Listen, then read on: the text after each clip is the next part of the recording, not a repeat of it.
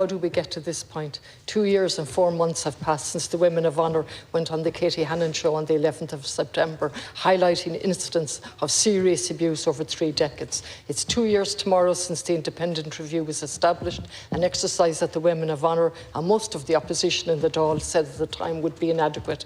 It's 10 months since the damning final report of the independent review group was published in March 23. It's 24 years since Tom Clonan, now a senator, his research, and 22 years since the report by the External Advisory Group on the Defence Forces, The Challenge of the Workplace, Dr. Eileen Doyle. It's 34 years since the Gleeson Committee reported and highlighting inadequacies in the redress of wrongs and the victimisation of those seeking redress. So we know all about this for a very long time. In relation to culture, the actual independent review, apart from the horrendous nature of the alleged rape, sexual assault suffered and described, what happened afterwards is of equal concern.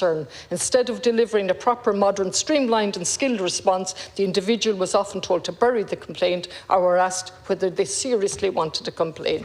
Direct quotes. Second quote, the majority of respondents in survey stated that they did not make a formal complaint of bullying, harassment, sexual harassment, etc. And the main reason given for this was that there was no point. Another quote, the prevailing workplace culture is one that is disabling when it comes to supporting dignity and respect in the workforce.